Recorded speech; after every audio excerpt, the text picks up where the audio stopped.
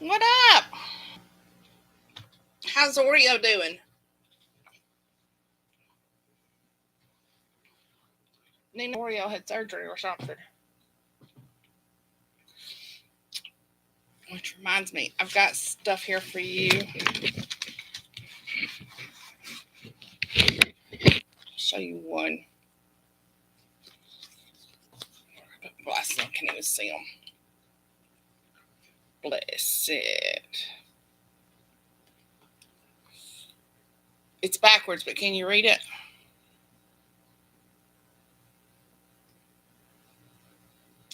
Probably reading Monster Smut. For you. So, text me your address so that I can send them to you.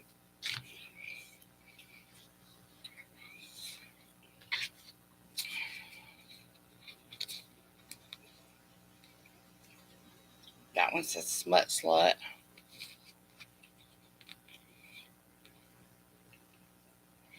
Oh, this one's cute. Don't knock it till you read it.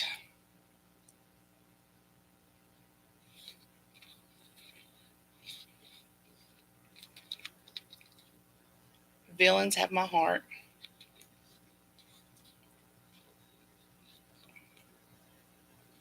Here's yours. My sexuality is monsters.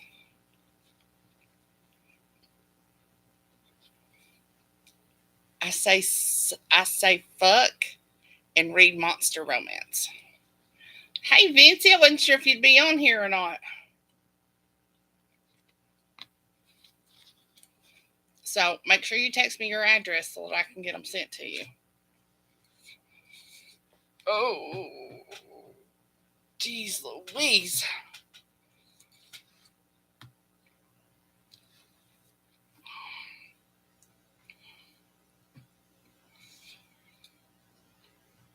Vincy, are you staying warm?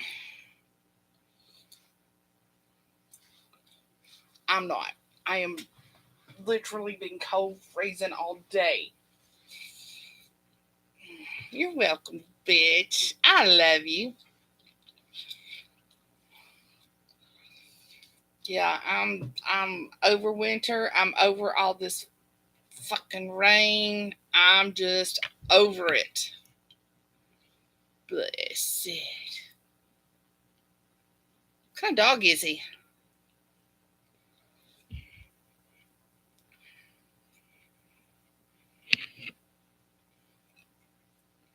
He looks little, but he kind of looks like a lab.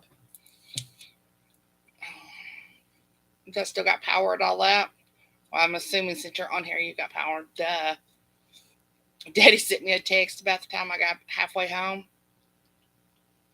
Oh, I know. It rains and it stops for 2 days, and then it rains for another week. It rains, it stops for a few days, and then it rains another week. Hey, be happy though. You could be Dallas and Austin and all them because I was watching the news last night. I didn't watch it tonight. We were watching Monster Hunt. Have you seen that one? It's a Basset Hound and Lab. Aww. I don't know what. I'm so over this shit. I keep telling myself the good Lord's got a reason.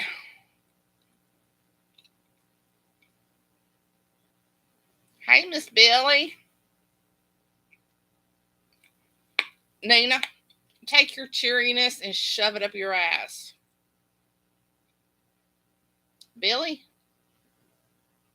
You too. Oh my gosh. I'm grumpy. Hey, Miss Pebbles. I probably need a ball gag tonight. Come here and install it so that I can just shut up now because somebody's gonna whip me tonight. My mouth is running away from me.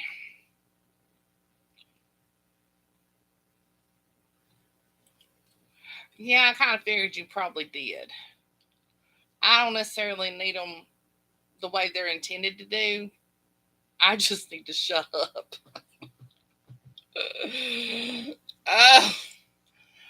I just told Nina to shut her cherry flap.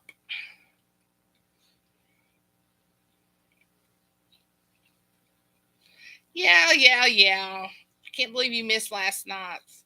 You'll have to rewatch it though, because it was pretty hot. Yeah, when I got back in there, Big Daddy was like, "Is there any girls left that's not wet?" Start to say me. Oh, it was hot.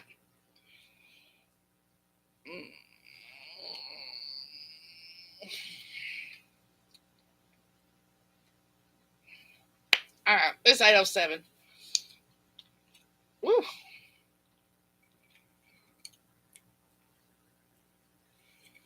Let's do our thing. Y'all ready? Me. It was a smoke show. It sizzled. Hey, we even had Billy wound up last night. She was like sizzling hot and drunk on something. I ain't sure what she was drunk on. All right. If y'all will remember, a couple weeks ago, I don't know, hell, it might have been last week. I don't know. I read one of Leann's books, and it was called Monster Find. Right? The girl ran away from home, ended up in a cave as she was going into her cycle, and the monster found her in the cave, in his cave, and took care of her issue. So, see, I was right. It just took me a second to remember it. I can't remember what I had for breakfast this morning, but I can remember something like that, maybe. Okay, so this one's the second book in the series. These are called Monsters in the Mountains, or in the mountains. I don't know if it's a S there or not. I don't remember what I put down. But yeah, these are short little reads too. These aren't very long, so you guys need to start getting these books and just read them and get your horny on. You just do your thing and make sure you keep everything charged up, Missy. We need to be able to get in touch with you if we need to. Somebody might decide to go after Nina and, like, I don't know, try to shut her up or something. We know that ain't gonna work, but hey, who knows what she'll do?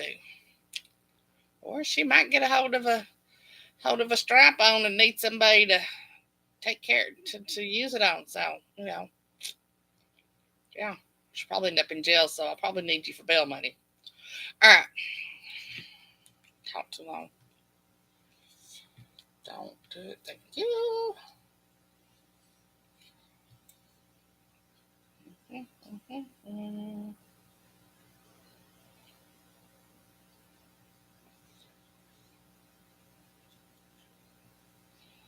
Hold on. There it is. Somebody keeps sending these books through Book Funnel, which is fine. But then I got to go in and I finally just downloaded the Book Funnel app tonight so that I could just read my books from there, rather than fighting with Kindle. Getting them over to Kindle. So, all right, chapter 1, Malcolm. I'm gonna say Malcolm. I don't know, Malcolm. There's an apostrophe between the L and the C. So, Southern says Malcolm. I do mean everything. You might need something to warm you up later. Breath frozen, I waited as the little beauty wandered closer, attention on the foliage. The gentle breeze ruffling my fur carried the scent of vanilla and jasmine, making my cock pulse with impatience. I wanted her. When Millar emerged from his cave with a human mate, jealousy had flooded through me, making me turn away before I was forced to challenge my brother and take her for myself. Omegas were rare. I was firstborn. I was the one who should have one as a mate. My fur shivered with remembered fury. It wasn't that I'd wanted the one he had. She was a tiny, dull thing. But instinct screamed that one was now necessary if I was going to maintain my place as head of the clan. I'd haunted the forest since, searching. Related to the only Omega in our clan, with none the proper age among our allies, I figured if Malar could claim a human, then so could I. I'd spent a season searching for another before the harsh mountain winter forced me back into the caves. Even my fur, not enough protection from freezing cold, but I'd emerged again with the first long day heralding the coming of spring, heading in a new direction. I couldn't believe my luck when I finally found a human village that contained not one, but two ripe Omegas. The first was similar to my brother's mate, dark of hair and eye. Her limbs were long and spindly. Her form reminded me more of the bare trees in late winter than something I wanted to rut. But the beauty before me, she was small and cuddly. Oh, hell. Nina, why do they always got to write about you? Small and cuddly.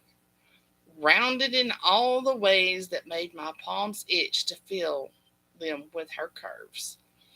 I'd have been scared to break the willowy, dark-headed Omega, but this one looked perfect to take a pounding from a monster such as me.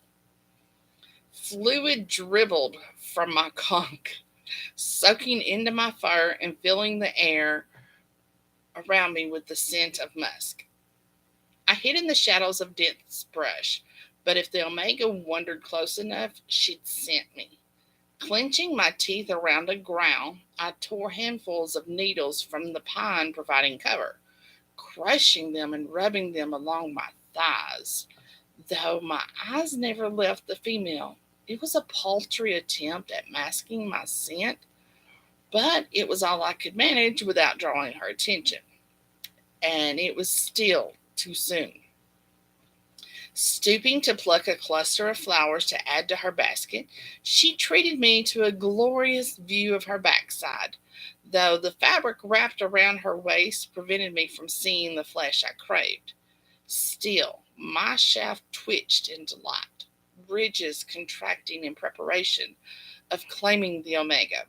I couldn't stifle my groan, but my precious prey didn't notice as she turned away to head back toward her village. The urge to chase and claim flooded my system. Muscles trembled amidst the war between plans and instinct.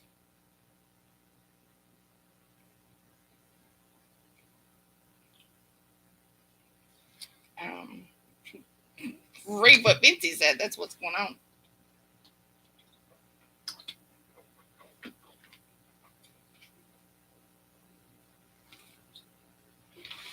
All right, sorry, y'all. No, it's not alcohol. It's biotin. It's for my dry mouth, my croaky voice. You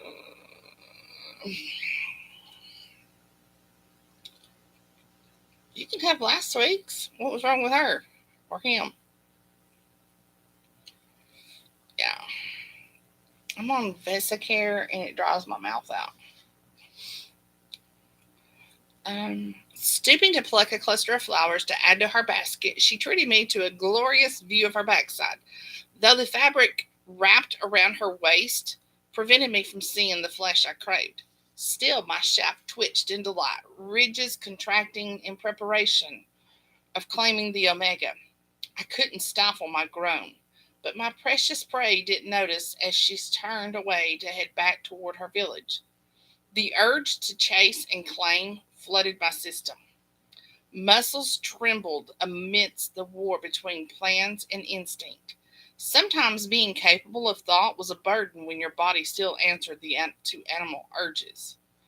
Claw tips pierced my palms when the 𝘰𝑗𝐽 found some other treasure on the forest floor. Her smile of delight as she added it to her collection, making me want to be the target of that emotion.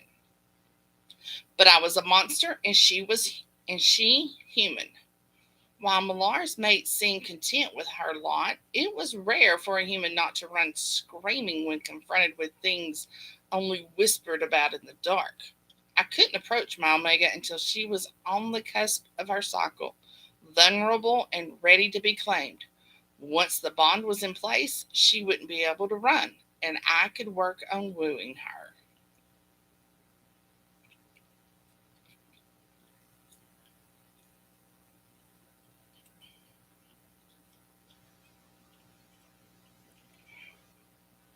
Monsters know their kind, Karen. Don't worry about it. They know their kind. Turning my eyes away to ease the urges flooding me. Oh, I have a question. Did Leann Google animal cocks to learn to describe this?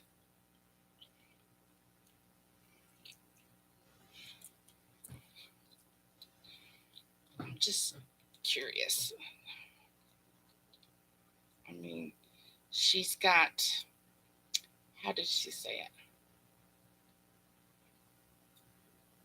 Something about ridges on his cock. Just curious.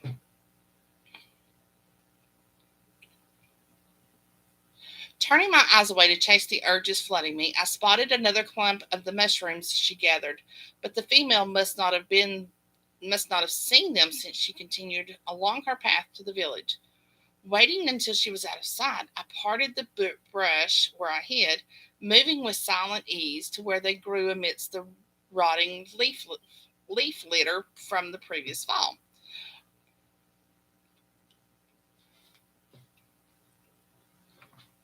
I'm telling you, my attention swung from the fungus to where she disappeared before falling back on the tiny white buttons perched on slim stalks. If the few she collected had made her smile, perhaps a bounty would please her. The need to provide for my chosen female filled me, causing me to drop to my knees in the dirt. One careful hand scooped beneath the clump, lifting it free as I looked round for more. I spent the rest of the afternoon collecting every mushroom I could find. When darkness descended, I lingered within the trees surrounding her village, frowning at the armful. It seemed a pitiful amount for a creature my size, but I had to remind myself that the female was small, curvy and delicious, but nowhere near the size of me. I waited for the creatures of the village to settle, noting where canines patrolled near livestock. They may be enough to deter the small predators of the forest, but the pesky things were no concern to me other than the racket they made when startled. Creeping from the fringes of the trees, I made my way across the clearing, following the lingering notes of vanilla and jasmine. Despite my size, it was easy to hide in the shadows working through the clustered homes.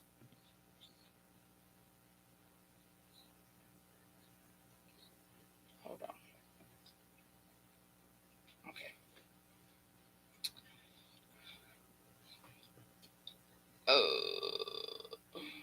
Creeping the fringes of the trees, I made my way across the clearing, following the lingering notes of vanilla and jasmine. Despite my size, it was easy to hide in the shadows, working through the clustered homes. I scented each doorway, checking for the sweet notes of my 𝘰𝑗𝐽 until I came upon one on the far side of the village that was undeniably hers. The stench of other alphas made my hackles rise as a low growl spilled from my throat, but none were strong enough to suggest they lingered. I circled the pitiful structure made of wood. It matched the other homes in the village, and none of them boasted the safety that stone provided. I could get through the wall in a matter of seconds and disappear into the night with my prize. The thought made me pause, but I pushed the urge aside. Her heat was coming, and her scent said it was only a few days away. I had to be patient so I could bind her to me when I brought her to my caves. The thought made me pause, but I pushed the urge aside. Her heat was. Oh, I didn't read that, did I? Leaving the mushrooms on her doorstep, I struggled with the desire to remain. I wanted to see her reaction when she opened the door and noticed my gift, but there was nowhere I could hide. Irritated, an irritated growl rumbled from my throat. I turned away, slinking back into the forest. I still needed to hunt before bedding down for the night so I could be up with the dawn to watch her. Soon, soon she would be mine, and I could see her smile as I locked her with my knot. Then I'd never have to wait again. Chapter 2. Megan. This morning, the morning light fell across my eyelids, pulling from the depths of slumber. Stretching, I forced myself to climb from my nest, the precious blankets clinging to my limbs as if to prevent me from leaving. But there were chores to be done. Placing a log on the coals from the previous night, I steered them to life, leaving the little pot of leftovers to warm. The mushrooms I'd stumbled across had been the perfect addition to my other vegetables, giving my dinner a heartiness it would have otherwise missed without meat. A sigh escaped before I could swallow it. The winter had been hard, and I'd lost half my larder to frostbite and rodents. Since my brother had died while off raiding the previous spring, there was no one around to hunt, and I'd relied on my garden to get by. I traded the extras and what I found in the forest for things I had no way of getting myself, but now I barely had enough to make one meal a day. I rubbed my hand across my belly when it complained. I wanted to devour the entire stew the night before, but knew I wouldn't have anything for breakfast if I did. When I mentioned my loss during the last trade day, Leann claimed it was a blessing, that I should be grateful to be forced into rationing, since I clearly couldn't control myself around food. Growling under my breath, I pulled off the shirt I'd slept in, tossing it into the wash basin with the skirt I'd worn the previous day.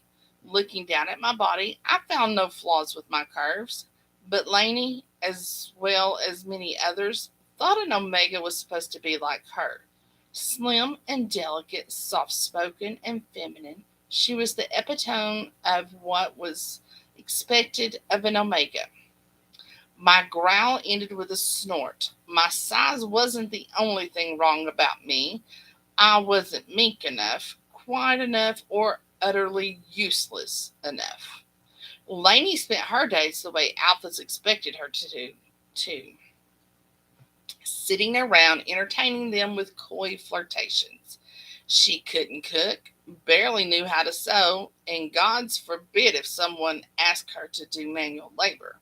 She was satisfied with their expectations of her to be nothing more than a pretty sleeve for their cocks. Wow. It was the wording. It's pretty awesome. Hey, Jody. Plunging my arms into the frigid water, I started scrubbing with a vigor that was too harsh if I wanted the fabric to last. With only 2 sets of clothing, I had no choice but to wash them each morning and leave them out to dry in the sun. But I had to be careful not to make them any more threadbare than they already were. The mindless task couldn't pull my thoughts from their well-worn tracks. Resentment was a frequent friend when everything I did was met with derision and negativity. Told I was too vulnerable to walk in the woods alone, yet no one was willing to go with me. Too independent to attract a good alpha who wanted nothing more than a pliable Omega, willing to do as she was told. Too old to keep refusing to mate, even though the alphas refused to show me even a drop of respect. Wringing the fabric, I let irritation fuel my arms. I enjoyed my walks, and I was careful to stay close to the village. It wasn't my fault I hadn't had any females around when I was a child to show me the proper way to be an Omega. Father had done his best to raise my brother and me after mother passed, and I thought he had done fine. I could take care of myself. I didn't need some alpha to provide for me, though it would be nice to have another body to keep warm against, or someone to hunt for meat when I was sick of vegetables. Sighing, I dropped my wet clothing into the basket beside the door before going back to the wash basin, dipping a small square of cloth into the water.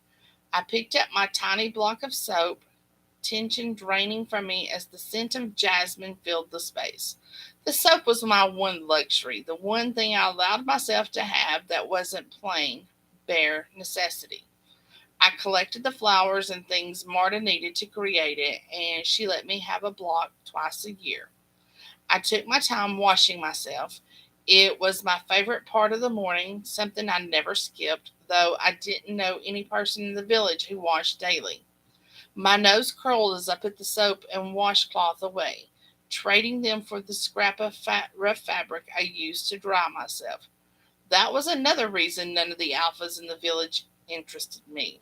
I could scent them paces away, the stale sweat, blood, and who knew what else mingling with their pheromones did nothing except make me want to run the other way. But they kept circling, kept pushing me to choose,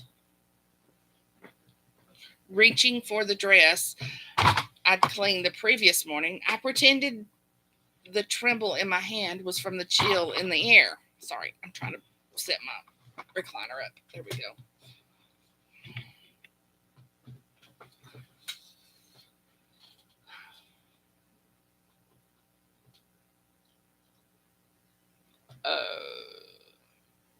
It had nothing to do with my approaching heat and that I no longer had my brother to keep the others away.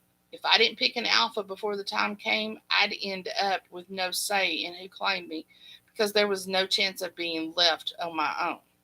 Even if the alphas didn't really want me, their instincts would kick in when my pheromones rose.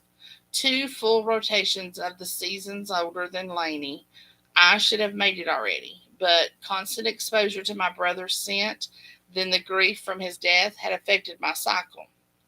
I'd been moody and territorial the past 2 springs, but had never descended into the lust that ruled my Omega's heat. Wouldn't it be nice just to have heat, just to go and have that once a year, like in the spring? Actually, if you got to hibernate, let's just do it in the wintertime, and that way we don't have to go out.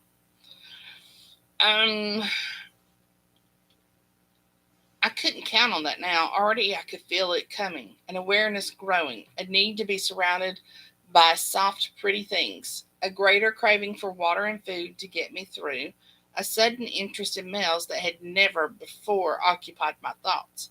But none were good enough. Kneeling beside the hearth, I pulled the pot from the coals, scooping what was left into my only bowl. Turning my thoughts from the spiral of worry threatening to consume me, I focused on which path I would take into the forest. It was time to try a new direction to see what I could find. Finishing the stew, I tossed the bowl into the wash basin and filled the pot with coals to burn away anything left inside.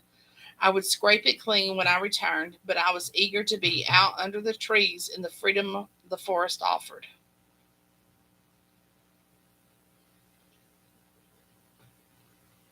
Oh, I feel the need to hibernate. I had to go to the doctor and then to work today. I didn't do any hibernating today. Um,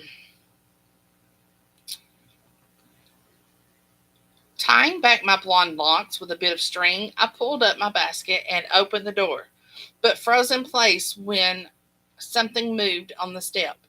Heart thudding in my throat, I was surprised to look down and see not a mouse or some other critter, but a pile of mushrooms. Jaw dropping, my heart slowed as I continued to stare. They were the same type I'd collected the day before, and it was such a bounty that I could make them last into summer if I was careful. Many still had clumps of dirt around their base, giving rise to the hope that I could replant them in the space under the back of the house where they could flourish in the dark. I dropped to my knees in the doorway, stretching out hesitant fingers, waiting for them to disappear. No one I knew would have given away such treasure for nothing, yet I couldn't see anyone lingering nearby. Carefully lifting a clump from the pile, I brought them closer to my face. Some were bruised and broken, as if the person who had collected them hadn't realized how delicate they were, but they would still be edible. Breathing in, I caught the lightest scent of cinnamon with an unfamiliar musk that was undeniably alpha. Looking around again, I still didn't spot anyone. Shaking off my shock, I dumped my wet clothing out of the basket, replacing them with mushrooms. The gift had been delivered at some point during the night, and if I wanted the best chance to keep some growing, I needed to take care of them quickly, not keep wondering at my luck. So do I need to just stop here? Are they not going to do their thing, their nodding ceremony or whatever?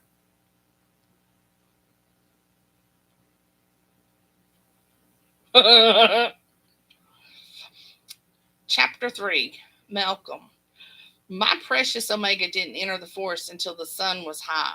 I'd found a place in the closest part of the tree line where I could see her house, and she spent the morning digging at the base of the back wall before burying something. I'd watched her move stones to where she'd been digging before returning inside her home, my impatience growing. I wanted her closer where I could smell her. The other things I wanted to do to her would have to wait. She ambled under the trees, still searching, but there was less tension carried in her shoulders. I tried to find a pattern to what she put in her basket, but there didn't seem to be anything in particular she was searching for. She collected anything of use, though some made no sense to me. Most of it was foodstuffs, things I'd eaten many times when game was hard to find. My eyes narrowed, the thought pointing to something I hadn't realized before. I'd been watching the female for weeks, but I'd never seen her hunt. She hadn't even set out something as simple as a snare to come back and check when she made her daily trek in the forest.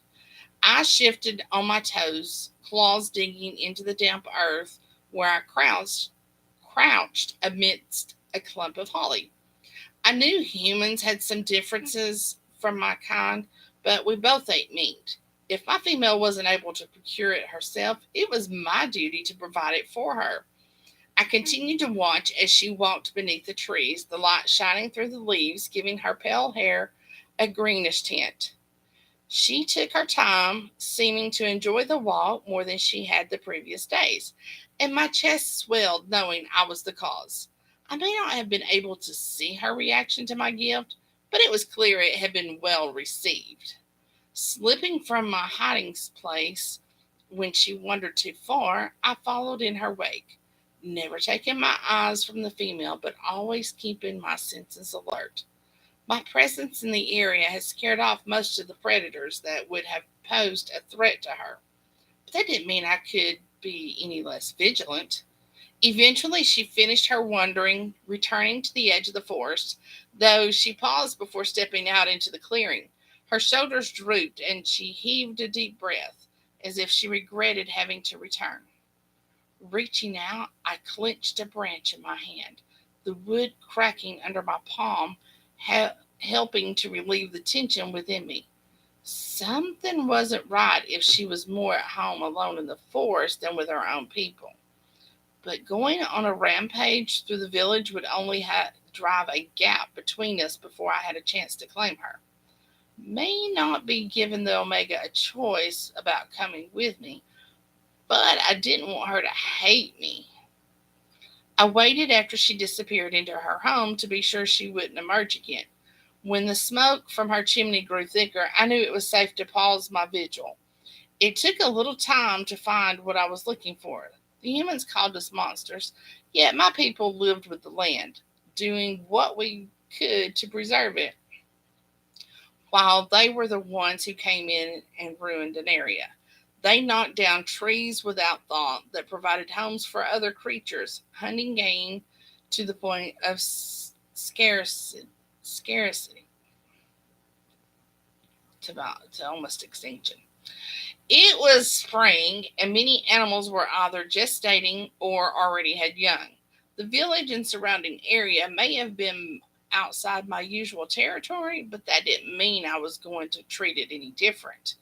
I searched until I found a flourishing rabbit colony, choosing a pair of young bucks who didn't seem to have mates for my offering.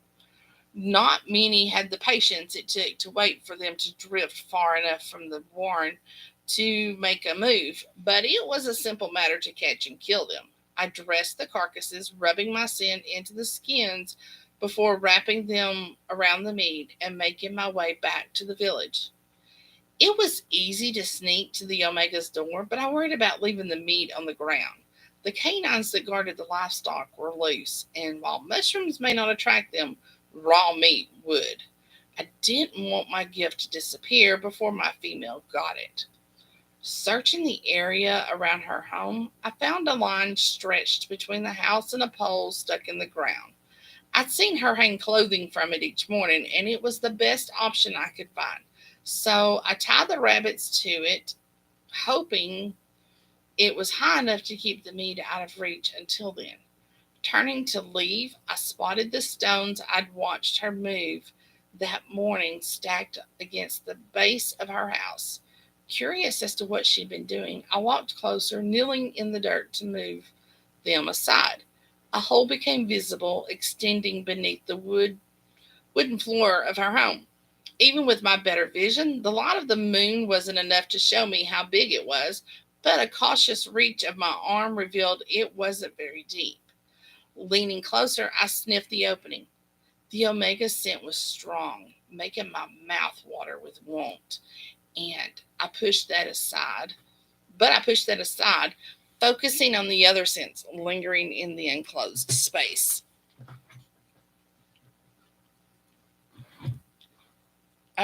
Kentucky's got some really good caves, but then West Virginia does too. So, darling, go for it. You're closer than we are. It seemed to be filled with plant matter, mostly roots or roots, as Pebbles might say, though there was a hint of sweetness that suggested there was fruit as well. I also caught a trace of my own scent mingled with the smell of the mushrooms I'd left the night before.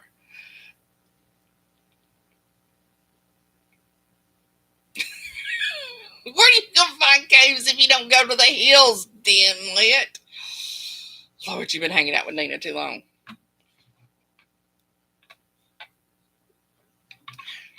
The stash seemed like too little for my Omega to properly prepare for her heat, and proved I was correct about the lack of meat.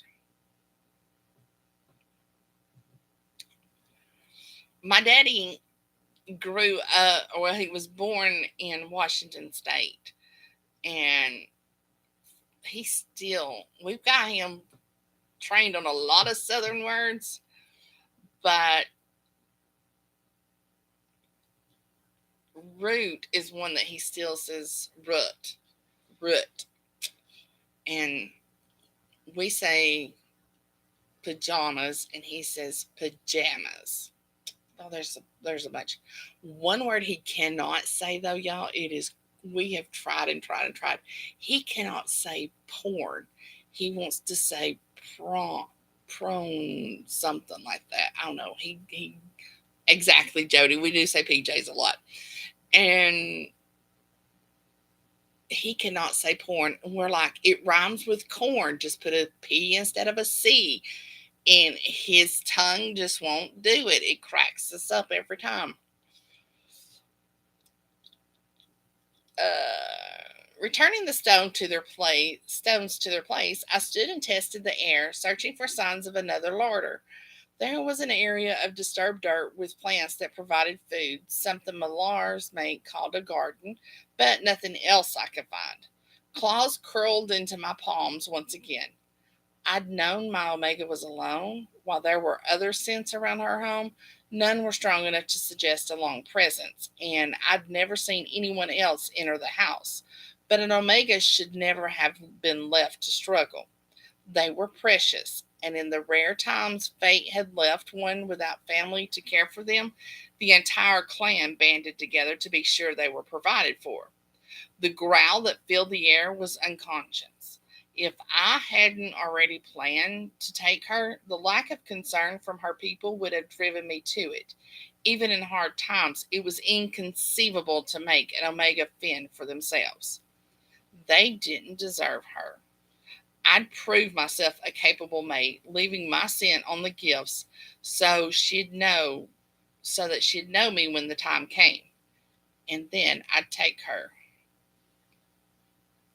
I got caves down here. My brother used to be a spelunker, or whatever they're called.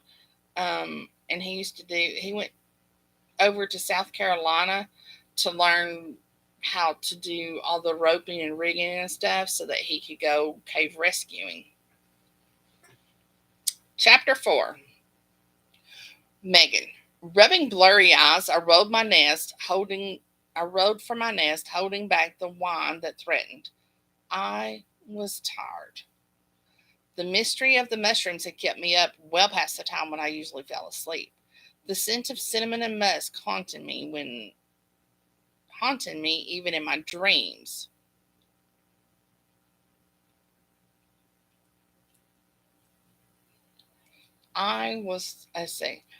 Then, at some point during the night, I'd been awakened by something outside.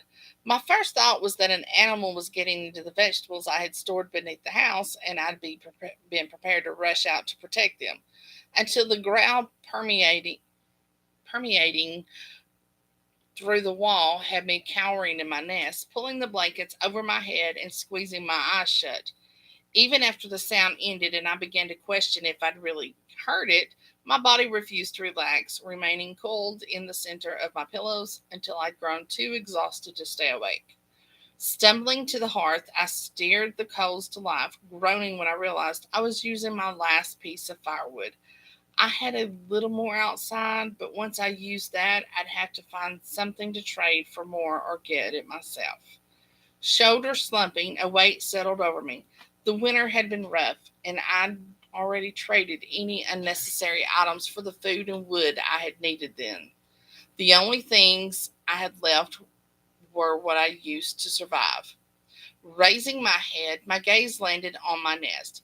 My heart spasmed at the thought, but the blankets and pillows were all I had left to offer. Each one was special, given as a gift by my family or made by my own hand, and I wasn't going to let any of them go unless I had no other choice. There was another option, but my mind shied away from it as well. If I accepted an alpha, he'd likely do it for me, even though I wasn't what any of them wanted. I was still 𝘰𝐵, and my heat was so close I was turning heads every time I left my home. I was running out of time to choose, but when I tried to think about the alphas, my brain refused, shutting down and leaving me as a mess of tears and misery. I didn't want any of them. They'd proven my entire life why they weren't right for me, and being bonded to any of them would be torture. Sucking in a deep breath, I stood. I wasn't ready to give up yet. Completing my usual morning rituals, I carried my wet dress outside to hang on the line, but stopped short when I noticed 2 bundles already attached to the thin rope. Blinking, I tried to process what I was seeing, but it didn't make sense. As I moved closer, I realized the 2 bundles were fur, but what it was didn't hit me until one of the herd dogs wandered around the back of its owner's house and came racing over, jumping to try to reach them. Shoo, leave it! I rushed to the bundles, flapping my wet dress at the dogs to distract it. Ignoring me, he kept jumping until his owner came around his house and noticed, whistling to call the dog away. My fingers shook as I worked to untie the fur from the line. An entire rabbit was more was more meat than I'd seen so far that spring, and 2 was more than I'd had through the winter. The height of the line meant I had to reach a little to work the knots loose. The the bundle directly in my face, assuring I caught the scent of cinnamon and musk again. My belly quivered, mouth watering at both the scent and the thought of having meat for dinner. I tossed my dress over the line before trying to get the meat loose, and I had the first bundle to my chest as I worked on the other. I got it free just in time to spot the dog running toward me again, eyes locked on my arms. With a squeal, I turned, stumbling along the side of my house to the door. Short but fast, it gained on me, and I'd have had no chance of outrunning the thing if its owner hadn't whistled again, distracting it long enough for me to get inside and slam the door. My chest heaved as a thud echoed through the house, the wood shaking in its frame but holding. High-pitched barking followed, the dog irritated by losing its treat. Trembling overtook me as I turned to my small table, setting down the precious bundles before I dropped them on the floor. My shirt was smeared with the fluids that had leaked from the rabbits, but I couldn't find it in me to care. A slow laugh escaping my chest as I braced my arms on the tabletop and caught my breath. I was still chuckling when my door shook again, this time from the pounding of a fist. I jerked upright with a scream before clamping a hand over my mouth to cut it off. It took a few seconds to get my shaky legs to unlock and move me toward the door. Another round of knocking coming before I reached the wooden barrier and pulled it open. Daggett stood on the other side, the dog next to his ankle, trying to force its way in until I narrowed the gap and blocked its entry. Yes, Daggett was a good enough alpha. He had been friends with my brother, but had been one of the many voices over the years saying I needed a firmer hand to guide me. He'd never outright mentioned my size, but the comparisons to Laney had been clear enough. Why did you run from 3? You know he's not going to hurt you, Megan. The man's unimaginative names for his animals was another strike against him, in my opinion. His previous herding dogs, 1 and 2, had both met tragic ends, leaving me suspicious of his training abilities. Frowning as the persistent thing scratched at my shoe to get me to move, I tightened my hold on the door. He was trying to steal my meat. You should have better control over him. What if one of your lambs gets hurt? Won't he eat it? Wide shoulders shrugged. Probably. I rolled my eyes, the utter lack of care or even comprehension more than I could take. Well, I'd prefer to eat mine myself, so if there's nothing else.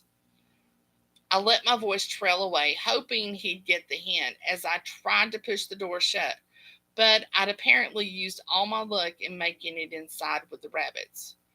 Actually... His palm connected with the wood, keeping the door propped open. His lips tipped down in a frown when my foot braced against the other side, preventing him from shoving it wider. But he focused back on my face after a quick glance down. His nostrils flared, and I knew he was scenting me, my cheeks burning with a rush of heat. You still haven't announced who you've chosen. My stomach clenched. The breakfast I'd appreciated such a short time ago threatening to come back out with force. I haven't chosen. My words were terse, the topic uncomfortable, especially knowing that I was coming. Daggett had already come to me claiming he would take me for my brother's sake, his attitude suggesting I should be more grateful he was willing to accept the burden of being my mate. Fuck that. Megan, you can't keep putting it off. You don't have long before. I'm well aware of what's happening in my own body, just as I'm aware of your offer. I'll decide when the time is right. His face clouded further, mock concern turning to irritation. You should have made your choice a year ago instead of maintaining this foolishness about being independent, Megan.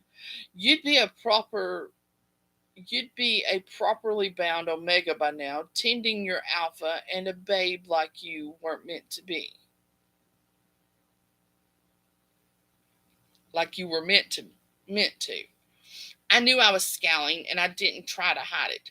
Omegas may be naturally submissive, but that didn't mean I was going to let anyone talk down to me. That was the exact reason I didn't want any of the alphas in this village. Maybe I've decided not to accept any of you. An alpha is meant to cherish his mate, not degrade her and tell her how much better the other omegas are. You've made your opinion of me clear, and I have no interest in being tied to you for the rest of my life. Pushing the dog back with the bottom of my foot, I lashed out through the small opening, connecting my bent knuckles with the inside of his elbow, forcing his arm to bend with the sudden blow. Jerking back before he could recover, I slammed the door in his face, leaning against it as I panted in reaction to the surge of adrenaline. None of that had been the smartest decision. His growl penetrated the wood, causing my stomach to clench and sweat to break out along my brow. But after a moment, it drifted away. As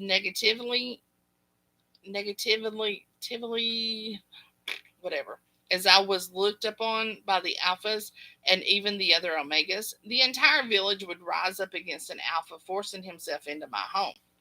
When I was sure he wasn't going to come back and try anyway, I pushed off the door, turning to study my latest gift. As I moved closer to the table where they laid, that cinnamon musk rose to meet me, causing a different kind of clenching, embarrassing moisture seeping out to coat my folds. Whoever the alpha was leaving the gifts, he had made a point of marking the fur with his scent. It didn't match anyone I knew, yet I hadn't heard of any strangers in the village either, so I had no idea who it could be. Warmth bloomed in my chest, and my cheeks heating again in a way that told me they were bright pink. Lainey may have been familiar with receiving gifts from alphas, but it was new to me, and I wasn't sure how it made me feel. And they weren't useless trinkets like she received. They were actual useful items, suggesting the alpha had a few more brains than the ones I knew. I wished he'd stayed. As good as the offerings made me feel, trepidation lingered over why he would be leaving them for me to find instead of giving them to me himself. Too many scenarios played through my head, from disfigurement to being an alpha from one of the other villages we were at war with. How was I supposed to know who he was and be sure why he was doing this if he never approached me and made it clear? Shaking my head and trying to smother the what-ifs, I focused on dealing with the meat so I could get on to my other task. I may be set for food, but I still needed to collect more firewood. I would need what I had to roast a rabbit for dinner, and spring weather was unpredictable. I didn't want to be caught in a late storm with no wood to keep me warm.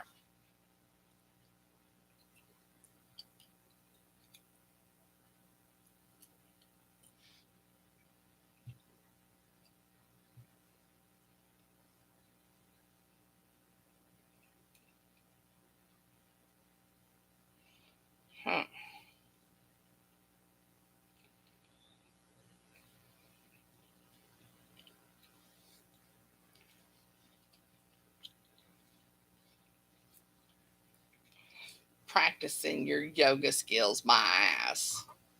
Downward dog's the only one you know. All right, yeah.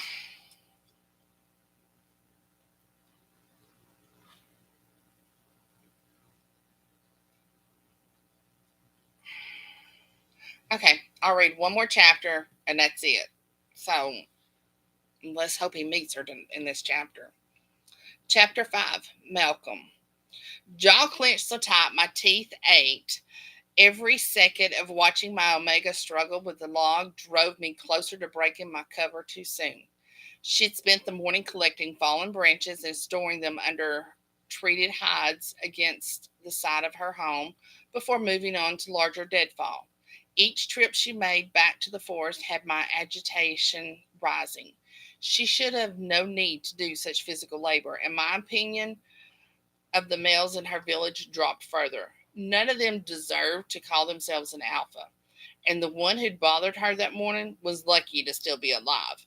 It was worse that she was doing it all for nothing. Soon she would be mine, and she'd never return to her home again. But she didn't know that. Attempting to drag a tree twice her height through the forest was proving too much for her, and I worried about the strain so close to her cycle.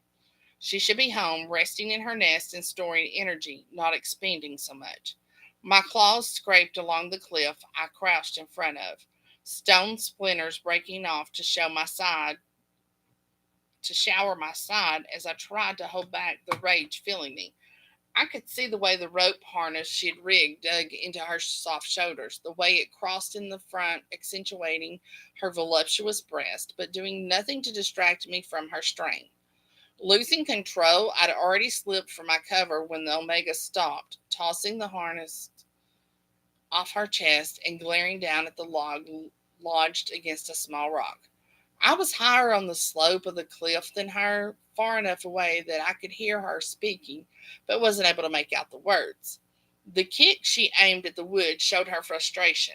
The way she hopped on the other foot and clutched her toes would have been comical if my concern hadn't overridden everything else. With the sun sinking toward the horizon, it was quickly growing dark beneath the trees. Looking around, she made the same assessment, and I breathed a sigh of relief when she uncoiled her rope from the downed tree and turned to head toward her village without it.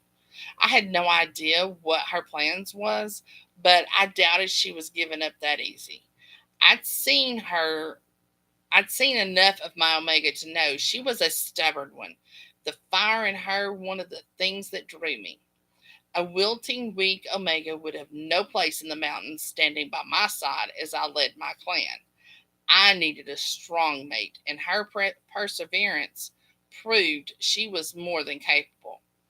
She likely thought to come back to the next day, perhaps with tools to make dragging the weight easier for her small size. She wouldn't have to worry about that. As foolhardy as it seemed, I'd take care of it for her, if only to stop her from trying to do it herself.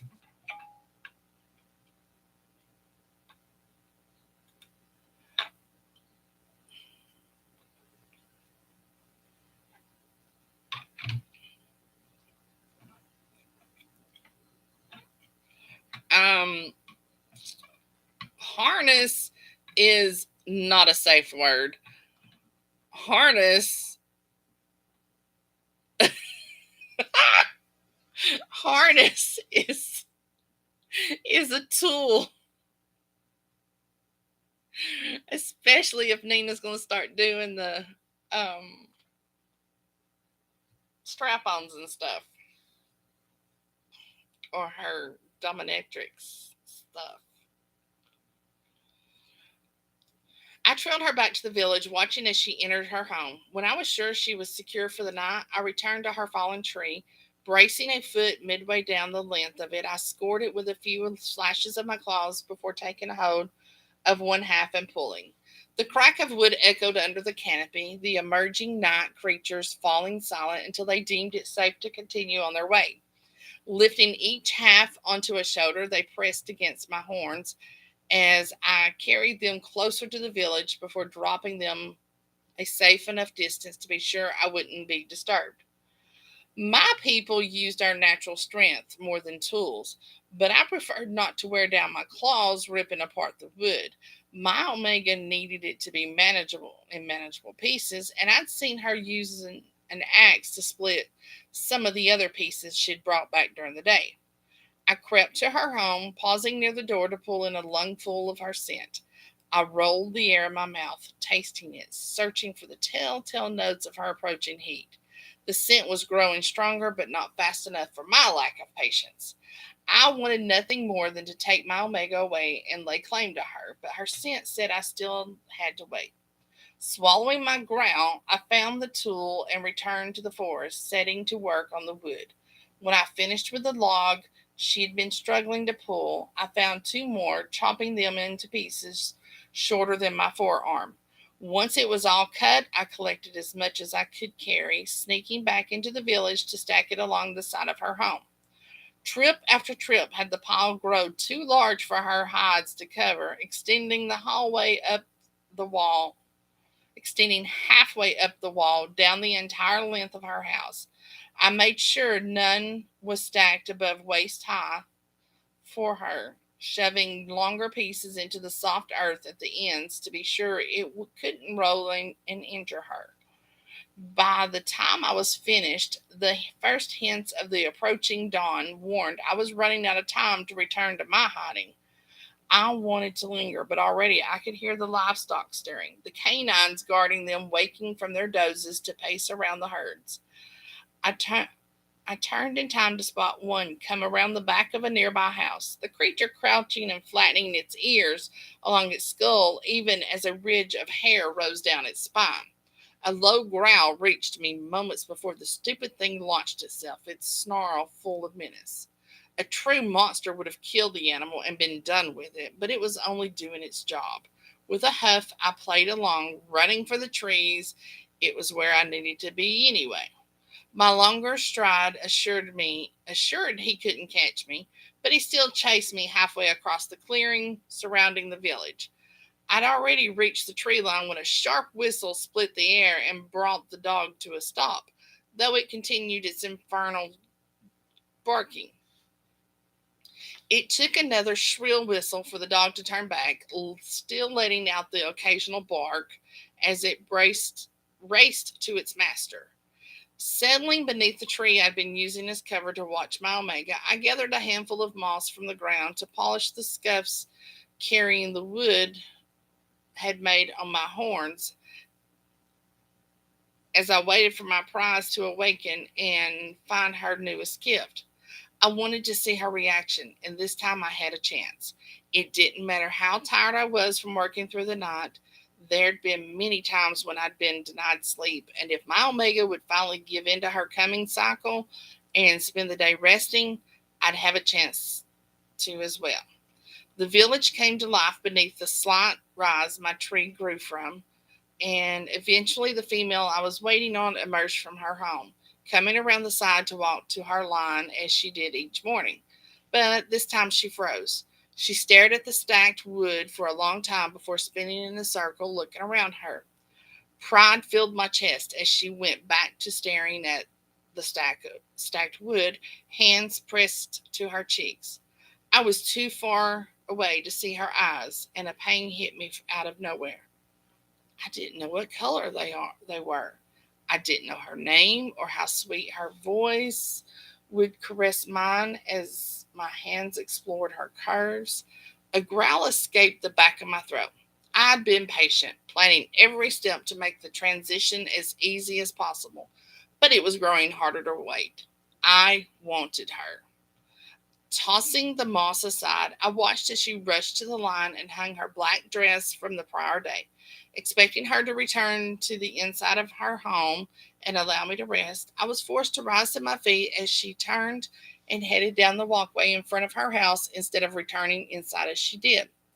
Hand on the trunk to keep from leaving its protection, I followed my naughty 𝐿 with my eyes, watching as she strode through the village. She was searching for something, and it took a moment to realize she was looking for whoever left the wood. For me. She walked through the entire community, occasionally stopping to sniff the air. Smirking, I leaned against the bark, crossing my arms over my chest. I had no plans to move, a part of me hoping she could follow my scent and relieve me of the constant waiting. But when a second circuit brought her right back to her home empty-handed, her head drooped. Feet shuffling, she looked at the firewood before glancing around again. When she still didn't spot anyone, she disappeared into her home, though the window covering twitched a moment later. Smiling, I let myself sink to the dirt, legs stretched out before me. Her search meant she'd learned my scent, and the first part of my plan had worked. Now I just needed to pick the right time to take her so we could return to my caves as she entered the deepest part of her heat. By then, she wouldn't care that I was a monster, only that I had a knot to satisfy her. Boom, I'm done. As you can hear, my voice is getting less and less. So, Nina's hunger is real. Yeah, okay.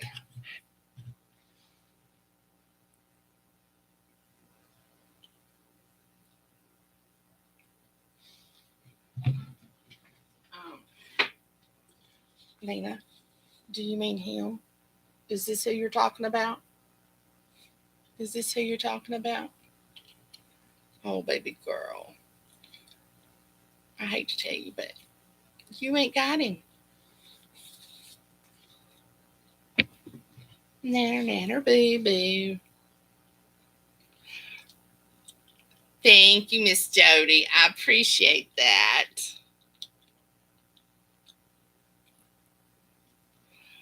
I'm pretty sure there's not a monster out there that can satisfy Nina. I'm not sure there's a man out there that can satisfy Nina.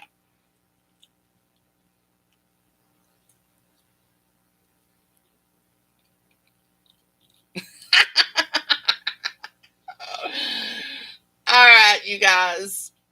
Oh, thank you, bitch. Appreciates it. Thank you for coming tonight. Thank you for tell Miss Leann. Thank you for letting me read it. One last little tickle. Look, his little nipples they're pierced.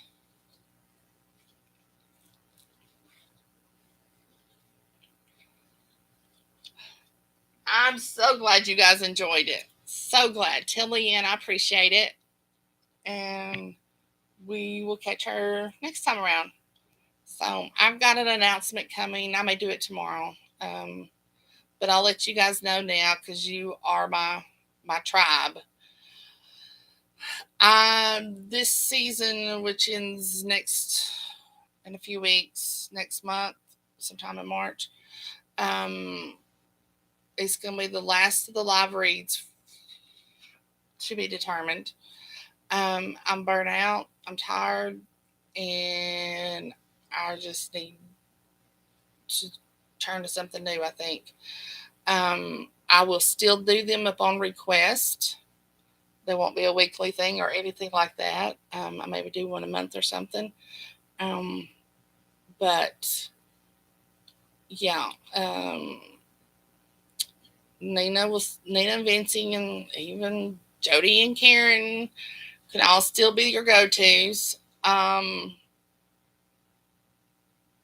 You're still welcome to find stuff, but it's getting a little harder and harder to find the reads. So yeah, next month's gonna be it for a while. So alrighty, I will let you girls go. Have a great weekend. Karen, remember to send me your address, darling, so I can get this in the mail to you. And I will talk to you guys later. Happy reading, and I love you.